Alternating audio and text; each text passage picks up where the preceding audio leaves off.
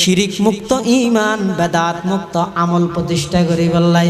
আর হাটহাজারী মাদ্রাসার প্রতিষ্ঠাতা মৌলানা হাবিবুল্লাহ সাহেব রহমতুল্লাহ আলাই, মৌলানা জমিরুদ্দিন সাহেব রহমতুল্লাহ আলাই, চার রুকন দিন আমদ বেগুমা রৌশন জমির, চার রুকন দিন আমদ বেগুমা রৌশন জমির, আ হাবিব আ আজিজ আ হামিদ আ জমির।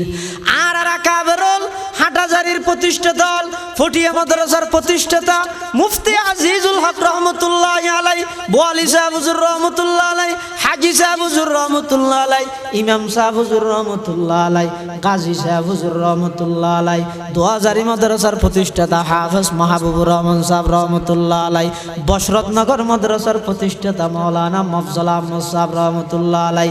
এভাবে আর আকাবের হলে মানুষ হলর ধারে ধারে যাই, মানুষ হলর ঘরে ঘরে যাই, আতর ধরি ফদ ধরি, শুধুমাত্র একখান জিনিস মানুষ হলরে বুঝাইয়ে, ও দুনিয়ার জগতের ইমানদার হলে হতা জানি রাহ, দুনিয়ার তুন যে বিষয়টি শিরিক মুক্ত ইমান নাল লইরে য, বেদাত মুক্ত আমল লাল লইরে য, এখনো পর্যন্ত আর মুরব্বী হলে মেহনতিয়ান গরাত আছে। সুবহানাল্লাহ।